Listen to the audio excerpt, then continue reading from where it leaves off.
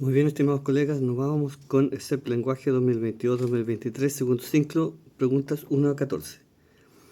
Debo expresar aquí que las preguntas 1 a 14 son de conocimiento pedagógico, y en cuanto a esas preguntas, la verdad yo pensé que había que estudiar mucho los programas de estudio, las bases curriculares, la introducción que hay a cada asignatura, pero la experiencia de hacer las preguntas me ha dado cuenta que no hay que estudiar tanto, sino que hay que basarse en la experiencia de uno como docente, por una parte, obviamente los conocimientos, habilidades y actitudes que uno tenga respecto de la asignatura, y también y mucho el sentido común, ¿ya? Que obviamente va de la mano con la experiencia. Dicho esto, voy a partir haciendo el análisis de cada pregunta y las respuestas que son las correspondientes según las claves del Mineduc. Enfatizo eso porque en algunos casos a mí me parece que este tipo de preguntas, no así las de conocimientos propiamente tales, tienen algún grado de ambigüedad en algunos casos. Muy pocos, pero en algunos casos me parece que sí. ¿Ya? Bueno, en los conocimientos específicos me refiero, ahí no haya ninguna ambigüedad. ¿Ya? Pero sí en conocimiento pedagógico encuentro que a veces algunas de las alternativas señaladas como distractores podrían ser aceptables. ¿Ya? Bueno, vamos con la primera pregunta. Una docente de séptimo básico está guiando a sus alumnos en la realización de una investigación sobre la amistad en la poesía latinoamericana. Los estudiantes se encuentran trabajando en la etapa de delimitación del tema de investigación. Ya, ok, eso es lo que tenemos que hacer, delimitar el tema de investigación. Como primer paso se reunieron en parejas y leyeron poemas de Rubén Darío, Pablo Neruda, Jorge Luis Borges y Mario Benedetti, y seleccionaron un poema de cada autor sobre el tema a investigar. Luego generaron criterios a partir de los cuales compararlos. ¿Cuál de las siguientes actividades es pertinente que los estudiantes realicen a continuación de la comparación de los poemas? En el paso de la delimitación del tema. En esta pregunta de conocimiento pedagógico hay que mucha comprensión lectora, hay que leerlas con mucha detención y con mucha agudeza mental.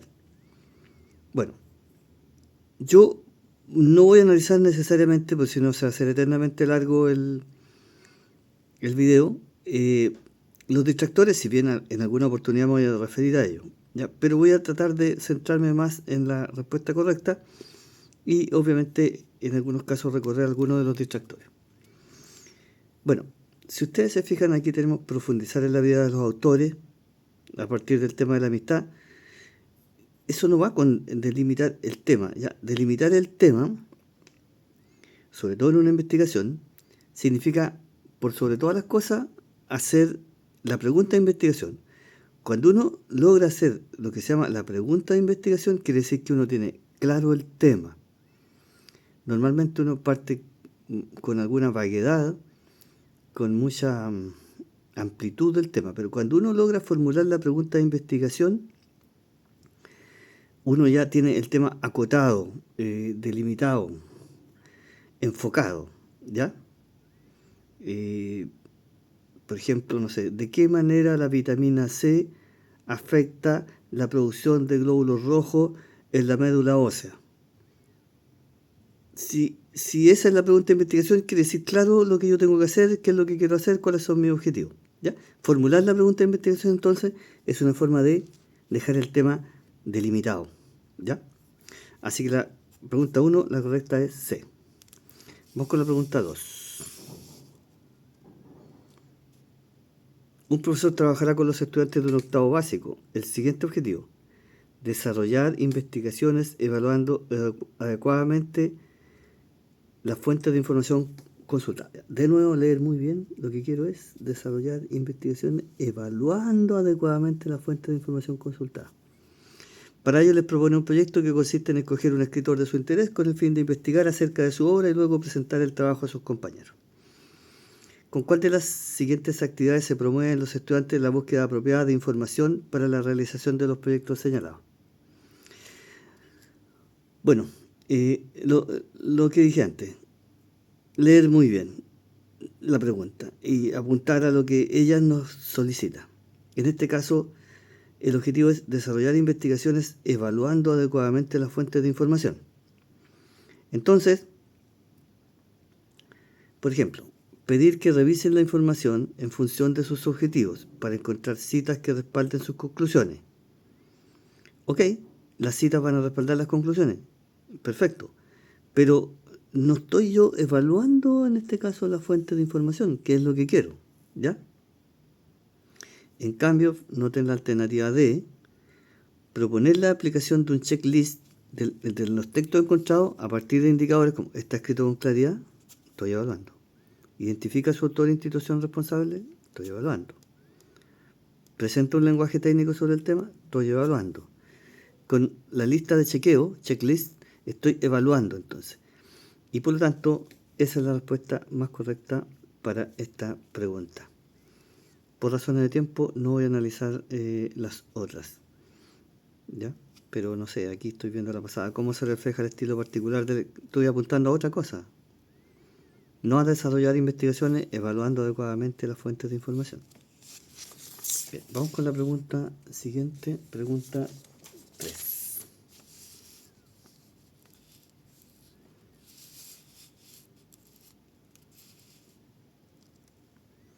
En un sexto básico, una docente está trabajando con los estudiantes en la comprensión de los estados de ánimo que transmiten los poemas. Para ello, en conjunto con el curso, realiza la siguiente lectura. ¿Acaso podemos sentarnos a la sombra y contemplar el jardín? Crecen hierbas tristes, los árboles nos encierran y en sus gargantas largas llora el silencio. Nuestra sangre también llora, río oscuro que comienza y termina en nosotros. Más allá nos detienen pesadas montañas y la luna se alza como un ojo. La pregunta es, ¿qué estrategia puede proponer la docente a los estudiantes para favorecer la comprensión del estado de ánimo que le transmite el poema Leo? Ya, lo que quiero es favorecer la comprensión del estado de ánimo. ¿Ya? Bueno, el estado de ánimo también es el temple de ánimo, ¿no es cierto? Podría ser alegría, tristeza, ¿ya? Qué sé yo. Entonces, ¿cómo puedo yo favorecer la comprensión de ese temple de ánimo? ¿Ya? Bueno, identificar las figuras retóricas. No, eso es otra cosa. Porque identifico ahí, no sé, la sinestesia, la gigantáfora, ¿ya? Las metáforas, etcétera, etcétera. Pero con eso no estoy favoreciendo la comprensión del temple de ánimo. ¿Qué otro título le pondré al tema? Tampoco, es una especie de resumen, no sé, de síntesis al poner el título. Relacionar las características del jardín con lo expresado por el hablante. Eso me parece mucho más acertado. En la D, nombrar características de jardines conocidos y los sentimientos que les generan. Ya, eso está bien, esto aquí, pero esto va más a la experiencia personal, está enfocado en eso. Si bien no está mal, pero me parece que la C es mucho más concreta en cuanto a favorecer la comprensión del estado de ánimo. Relacionar las características del jardín, donde crecen hierbas tristes, por ejemplo, ¿ya? Donde los árboles nos encierran en sus gargantas largas, donde llora el silencio, ¿ya? Nuestra sangre también llora, ¿ya? Entonces aquí es un temple de ánimo, de tristeza, de pesadumbre, de pesimismo, ¿ya? Y eso está expresado en palabras como las que acabo de mencionar. Así que si en el jardín crecen hierbas tristes, yo al relacionar las características del jardín con lo expresado por el hablante, estoy favoreciendo la comprensión del temple o estado de ánimo. Vamos con la pregunta 4. Una docente abordará con los alumnos de un octavo básico el reconocimiento de los tópicos literarios en la unidad sobre género lírico. Uno de los objetivos de la clase es que los estudiantes reconozcan fragmentos de poemas de distintos tópicos literarios como el Coligue Virgo Rosas. ¿Cuál de los siguientes fragmentos de poemas es un buen ejemplo del tópico mencionado que podría utilizar el docente con estudiantes que se están iniciando en este contenido. Bien, primero que nada, los tópicos literarios, bueno, famosos son, no sé, pues el Carpe Diem, el Amor Postmortem, el Tempus Fugit, el Locus Amenus, qué sé yo, ¿ya? Y dentro de los más famosos obviamente está el Colige Virgo Rosas, que sería corta las rosas doncellas. Y que se refiere esencialmente al disfrute de la belleza y la lozanía y la juventud del cuerpo, ¿ya? Dicho esto, por ejemplo, tengo miedo de perder la maravilla de tu eso podría ser un tempus fugit. El tiempo se fuga más rápidamente de lo que uno ha pensado, ¿ya? Acá en el C, por ejemplo, alma a quien todo un dios de prisión nacido serán ceniza, más tendrán sentido, polvo será, más polvo enamorado. Ahí tenemos un amor post-mortem, por ejemplo, como tópico literario. Y obviamente, y aquí está muy fácil, el coli que corta las rosas doncella, disfruta de tu cuerpo lozano, joven, bello, es ahí, tómame ahora, que aún es temprano, y que tengo rica de nardo en la mano. Hoy y no más tarde, antes que anochezca, se vuelva mustia la carola fresca, hoy y no mañana. Oh amante, ¿no ves que la enredadera crecerá ciprés? Bien, un bello poema de Juana de Ibarburu. Entonces, obviamente aquí tenemos el tema del Colige Virgo Rosas. Disfruta de las rosas doncellas antes que las rosas se marchiten con el paso del tiempo. Vamos con el 5.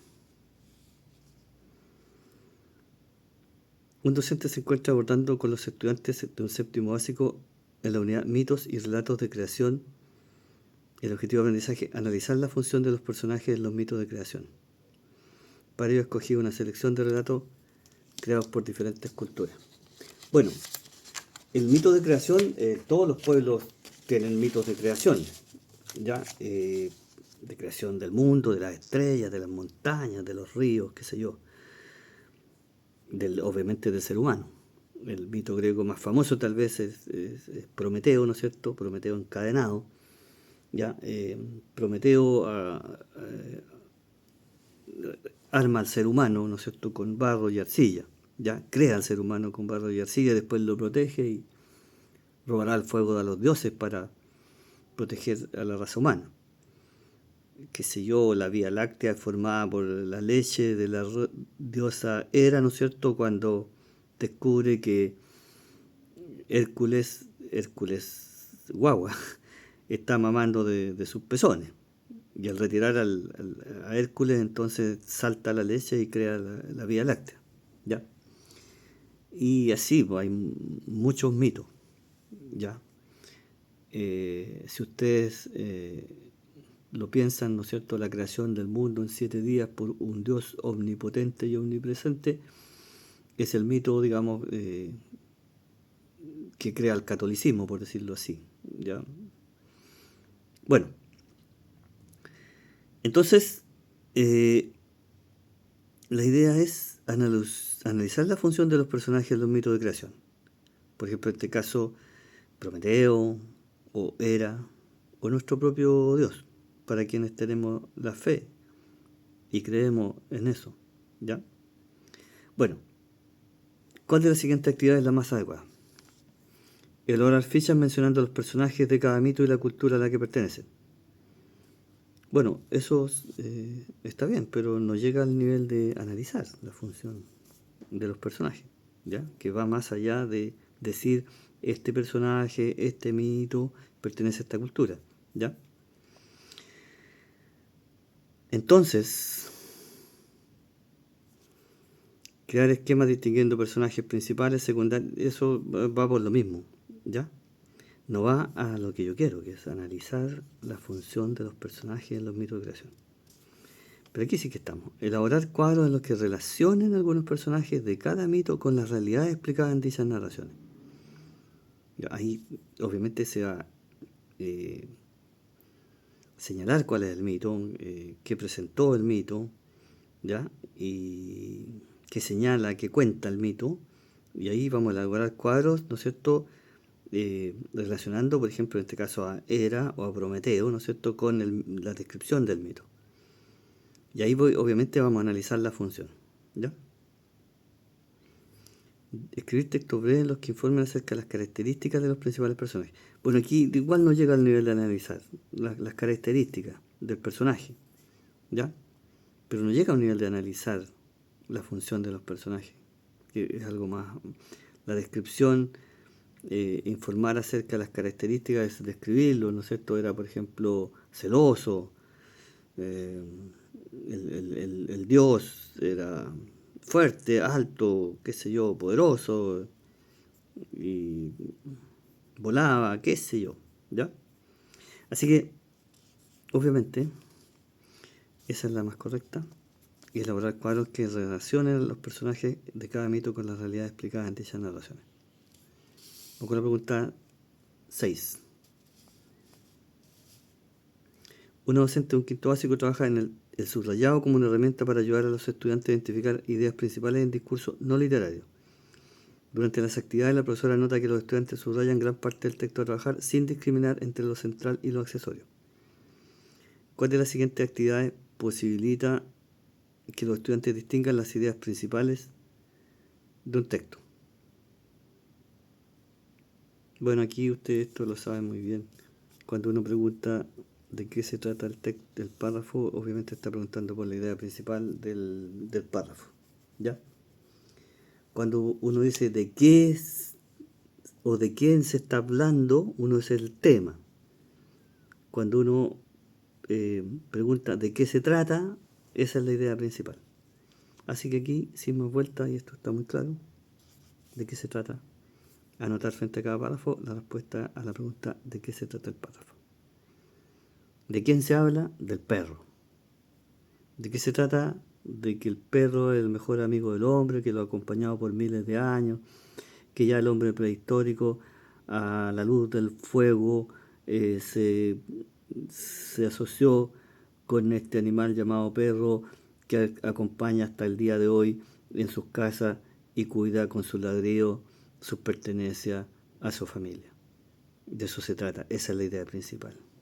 El tema es el perro, o el perro como amigo del hombre.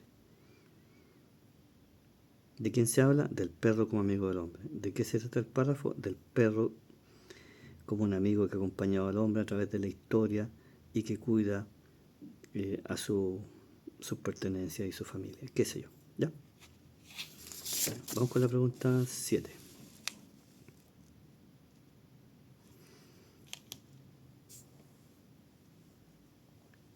En un octavo básico, un docente solicita a los estudiantes que lean el microcuento Parábola de Wisława Szymborska y que luego formulen preguntas que orienten la interpretación del texto. Ciertos pescadores sacaron del fondo una botella. Había en la botella un papel y en él estas palabras: socorro, estoy aquí. El océano me arrojó a una isla desierta. Estoy en la orilla y espero ayuda. Dense prisa, estoy aquí. No tiene fecha, seguramente ya demasiado tarde. La botella pudo haber flotado mucho tiempo, dijo el pescador primero. Y el lugar no está indicado, ni siquiera se sabe en qué océano, dijo el pescador segundo. Ni demasiado tarde ni demasiado lejos, la isla aquí está en todos lados, dijo el pescador tercero. El ambiente se volvió incómodo, cayó el silencio. Las verdades generales tienen ese problema. ¿Cuál de las siguientes preguntas formuladas por los estudiantes conduce a una interpretación del relato leído?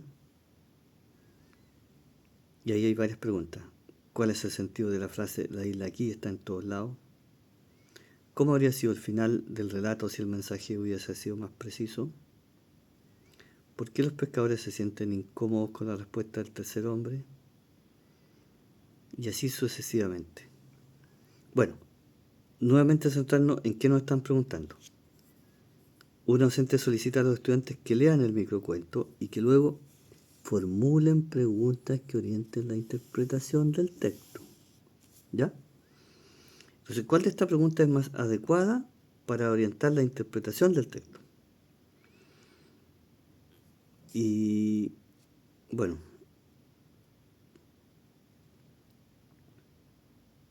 lo que nos deja un poquito de lado es el tercer hombre, ¿no es cierto?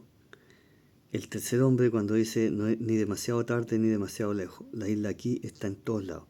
Y aquí nos plantea una especie de misterio. ¿Qué significa esa frase? La isla aquí está en todos lados. Ahí está la pregunta inquietante, un sentido metafórico, que es el que habría que explorar. Dicho eso, esa es para mí y para el Mineduc, por supuesto, la respuesta correcta a esa pregunta. Si bien yo pienso que algunas de las otras no están nada malas tampoco. Pero hay que pensar siempre en la mejor a todo esto. ¿Ya? Vamos con la pregunta 8. Un docente está trabajando en la producción de artículos informativos con los estudiantes de un quinto básico, siguiendo un plan de escritura. ¿Qué actividad es adecuada para que los estudiantes revisen la coherencia global de sus textos? Bueno, la coherencia significa que tiene una estructura lógica, que se desarrolla el tema en forma bien estructurada, ¿ya? Que el texto se entiende, que hay una conexión lógica, que hay coherencia tanto semántica como gramatical, que también hay cohesión, los conectores están bien puestos, bueno. Uno entiende lo que es la coherencia. Y si no entiende muy bien lo que es la coherencia, uno entiende perfectamente bien lo que es la incoherencia, ¿ya? Así que la coherencia no significa una cierta lógica y organización de las ideas. La idea está bien expresada, bien estructurada, tanto en forma semántica, es decir, el sentido de lo que están diciendo, como en forma gramatical. Dicho esto, como hay coherencia, jerarquía de ideas, qué sé yo, la alternativa A, leer el borrador y armar un mapa conceptual no sería nada de mala idea. ¿Ya? Luego revisar la jerarquización temática resultante y, si es necesario, reorganizar la información del borrador. Bueno, eso me parece perfecto para analizar la coherencia. ¿Ya? Porque un mapa conceptual nos da una visión global de la estructura y jerarquización de lo que está escrito. Así que voy a marcar esa y por razones de tiempo no voy a analizar las otras alternativas. Vamos con pregunta siguiente, pregunta 9. Dice, una docente está trabajando con los estudiantes de un sexto básico el texto argumentativo. Para ejemplificar sus características, muestra el siguiente afiche de propaganda. Un estudiante levanta la mano y pregunta por qué el afiche de la propaganda anterior se clasifica como texto argumentativo y no como texto informativo, si en él se entrega información objetiva respecto a la cantidad de agua que se gasta al abrir la llave durante un minuto. Bueno, el alumno tiene razón, aquí nos está dando información objetiva. 12 litros de agua por minuto se gasta en una llave abierta. Si nadie la usa, ciérrala. Ya, ok, efectivamente nos está dando una información. Y un texto argumentativo tiene la intención de convencer mediante la lógica y la razón, o de persuadir mediante las emociones, por ejemplo. ¿Ya? Y una propaganda se trata de tratar de promover una idea, ¿ya? Una idea con un fin social, con un fin bueno, obviamente, ¿ya? O con un fin. Porque estaba pensando en la propaganda política, por ejemplo, ¿ya? Te trata de convencer de una idea. No de venderte un producto a todo esto, porque venderte un producto sería publicidad y no propaganda, ¿ya? Podríamos decir que la publicidad te vende productos, servicios, y la propaganda te vende ideas, ¿ya? O campañas, por ejemplo, campaña de vacunación. Campaña de vacunación es una propaganda, no es una publicidad, ¿ya? Bueno, dicho esto y recordándoles que los textos argumentativos convencen con la lógica, con la razón, o persuaden, yendo a argumentos emotivos, ¿ya? Y yendo a la pregunta, el niño dijo, ¿por qué se clasifica como texto argumentativo y no como texto informativo si en él se entrega información? Bueno, porque la información, o la propaganda, perdón, puede entregar información como un recurso de persuasión. O sea, la información es un recurso para persuadir, es un recurso para convencer, persuadir, ¿ya? Es decir, como una manera de convencer a las personas de adherir el punto de vista que se expone. Así que esa es la más correcta. Por ejemplo, porque la entrega de información en una ficha de propaganda es clave para que el consumidor conozca las características del producto. Ya, eso está bien, pero no está apuntando a lo que el niño está planteando. Y está planteando por qué se clasifica como texto argumentativo y no como informativo. ¿Ya? O sea, siempre hay que responder a lo que nos están preguntando. ¿Ya? La pregunta no es cuál de las siguientes aseveraciones es correcta. No es eso. Sino cuál de las siguientes intervenciones de la docente da respuesta a la consulta del estudiante. Eso es lo que tenemos que responder. Y la mejor obviamente es la C. Porque la propaganda puede entregar información, pero como un recurso de persuasión. ¿Sí? Lo esencial no es la información, sino que lo esencial es utilizar esa información como un recurso de persuasión. Es decir, como una manera de convencer a las personas de adherir el punto de vista que expone. Bien, vamos con pregunta 10. En un octavo básico, un docente al finalizar la unidad sobre género dramático solicita a los estudiantes que creen un breve texto. Al revisarlo se encuentra con la siguiente creación del estudiante. Una casa como cualquier otra, a la derecha el hijo en la pieza jugando en el computador y a la izquierda el papá sirviendo la once. Papá, hijo, ven a tomar once, es la 10ª vez que te lo digo. Ya voy, dame unos minutos. Ven inmediatamente. Sí, ya voy, es que estoy terminando una partida de Free Fire. Pero el papá ya no aguanta más y va muy enojado a hablar con su hijo para decirle que cómo es posible que esté tan obsesionado que ya no comparta con su padre. Pero papá, es para mi futuro, seré un influencer gamer. El papá se queda en la pieza mirando a su hijo pensativamente. Solo quería compartir contigo el único rato que podemos estar juntos. Oh, lo siento, dame solo 5 minutos y voy. Y así es como termina otro día de una familia común y corriente. ¿Qué dificultad en el proceso de producción de texto dramático se advierte en la creación del estudiante? Bueno, un texto dramático tiene virtualidad teatral. Hablan los personajes. No hay un narrador. Los personajes, en la medida que van hablando, nos van señalando cuál es el conflicto, ¿ya? Y se llega a un clímax, qué sé yo, ¿ya? Entonces, no hay un narrador en los textos dramáticos. Los personajes hablan y van contando la historia. Y aquí, fíjense, aquí hay un narrador. Y ese es el problema, entonces, para hacer texto dramático. Pero el papá ya no aguanta más y va muy enojado, ahí se introdujo un narrador. Por lo tanto, la correcta en la 10 sería la C. Confunde la voz de los personajes con la voz del narrador. ¿Sí?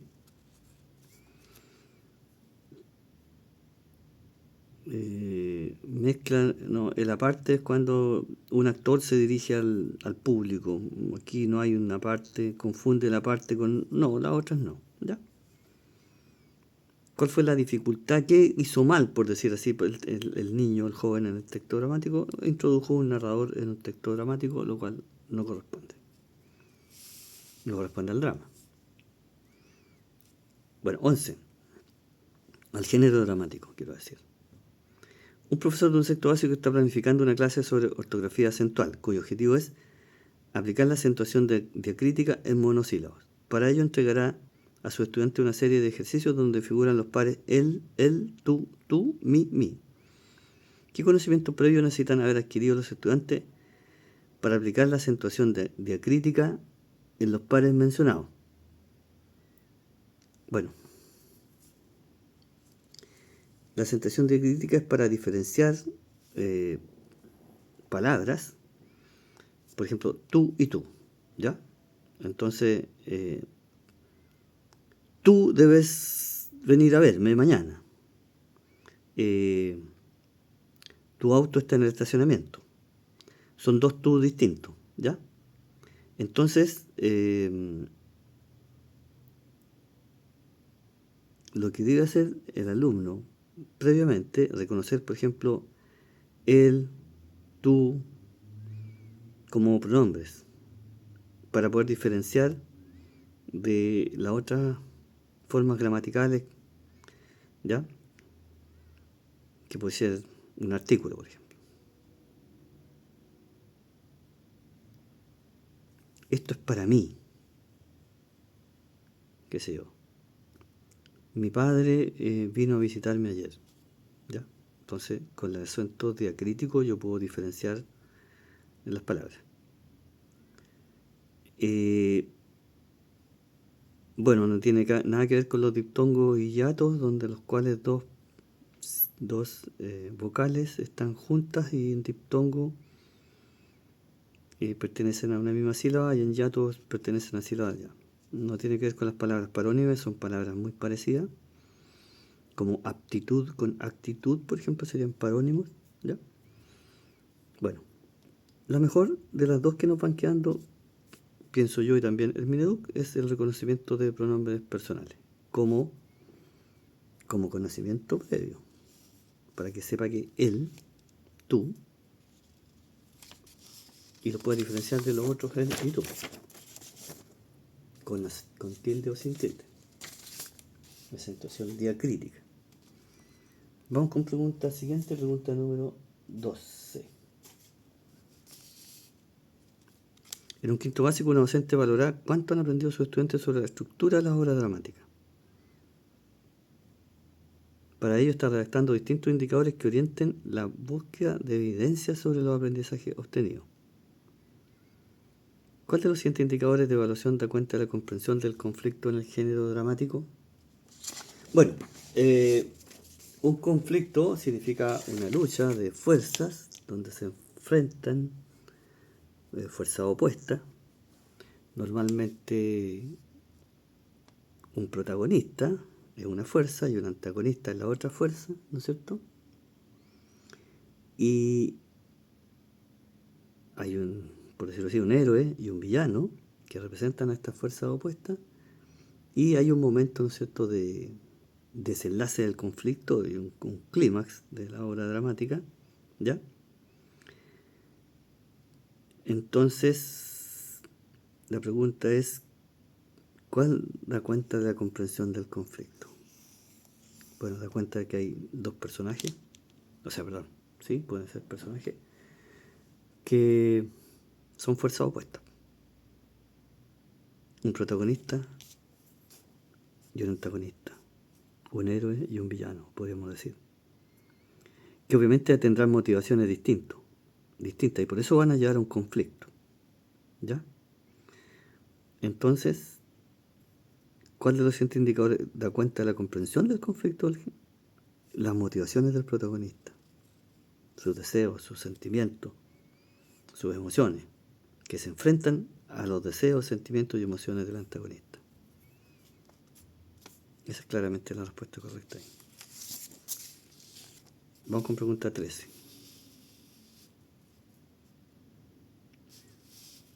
Una profesora de quinto básico se encuentra evaluando mediante diversas tareas que incluyen preguntas abiertas el siguiente objetivo: evaluar críticamente la información presente en textos no literarios según sus propósitos y características. Esa es la idea. Evaluar críticamente la información presente en textos no literarios según sus propias características. Para ello plantea a su alumno la siguiente tarea de evaluación. Lees la que está en el cuadro. Lee el siguiente texto y luego responde la pregunta. Cigarros en la arena. Señor director, tengo 12 años y como todos los veranos fui a la playa con mi familia. Al jugar en la arena encontré muchos cigarros tirados en el suelo. Desde chica me molesta mucho que el balde tenga más cigarros que arena. Entonces pensé en escribir a los diarios para pedirle a todos los lectores que fuman, que intenten por favor no fumar en la playa. Y si lo hacen, que por favor no tiren las colillas en la arena. Así los niños podremos jugar en la arena con arena y no con cigarrillos. Ignacia Tocman. ¿Cuál es el propósito comunicativo de la carta escrita por Ignacia Tocman? Bueno, El propósito comunicativo es la intención que tiene al escribir la carta, es un por qué la escribe, para qué la escribe, ¿ya? Uno de los estudiantes responde lo siguiente: el propósito de Ignacia es poder jugar con arena cuando va a la playa, porque eso quiere hacer según lo que escribe en la carta. La profesora le dice, sí, tiene razón, según lo que escribe. Ignacia desea poder jugar en la playa con arena que no tenga colilla. ¿Cuál de las siguientes preguntas complementa el comentario de la docente para que el estudiante mejore su desempeño en relación con el objetivo de evaluación? Bueno, ¿qué es lo que quiere Ignacia con su carta? Bueno, directamente quiere jugar en la arena y que no hayan cigarros, pero, pero va más allá, digamos, ¿ya? Ella, eso es muy puntual, puntualmente quiere eso, ¿ya? Pero en términos generales lo que ella quiere generar un cambio de conducta en las personas, ¿ya? Ese es el propósito educativo, no puntual, sino que de fondo, ¿ya? Dicho eso, entonces, ese sería el propósito. ¿Qué cambios quiere generar con su carta? Por ejemplo, ¿a quién se dirige? No, pues ¿a quién se dirige? ¿Quién es el destinatario? ¿Ya? ¿En qué consiste la molestia? Podría ser, pero es mejor la B. ¿Por qué el asunto que plantea en su carta es importante para todos? También podría ser, pero es mejor la B. Donde ahí se profundiza la intención de la niña y el impacto que desea lograr, ¿ya? Y vamos con pregunta 14 y última.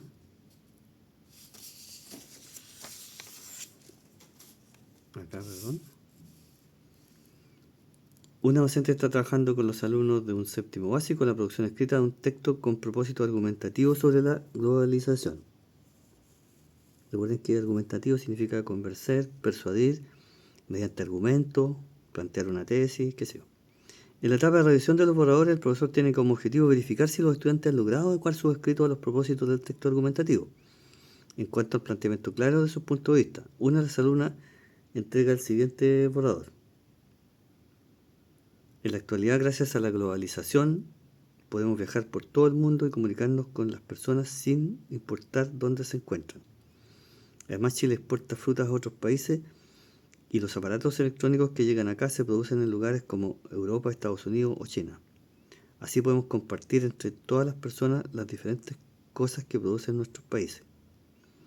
¿Cuál de los siguientes comentarios del docente propicia que el estudiante mejore su desempeño en relación con el objetivo propuesto para la etapa de revisión del texto?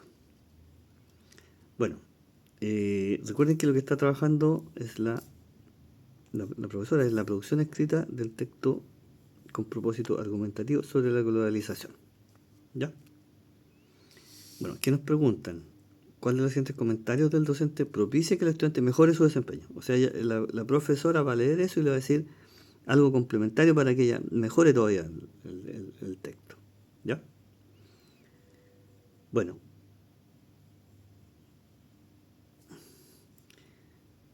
muy bien planteados los aspectos positivos de la globalización, pero ¿cómo podrías convencer a tus lectores que la globalización es beneficiosa? Podría ser. Sintetizaste muy bien los aspectos positivos de la globalización, pero ¿cómo podrías comunicar a los lectores las distintas consecuencias de la globalización? También podría ser. Recuerden que lo que el profesor tiene como objetivo verificar si los estudiantes han logrado adecuar su escrito a los propósitos del texto argumentativo. Es el propósito de convencer, de persuadir, ¿ya? Entonces, ¿cómo podría expresar en una frase o concepto lo que piensas sobre la globalización?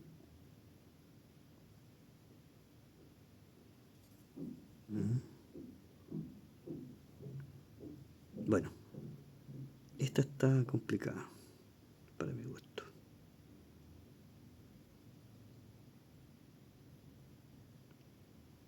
Bueno, nuestro Mineduc marcó como correcta la C. Yo tengo mis dudas.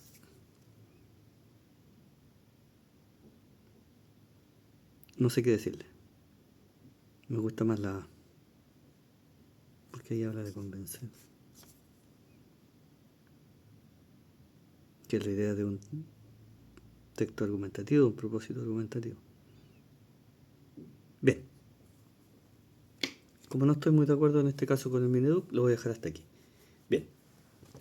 Continuamos próximamente. Muchas gracias, estimados colegas.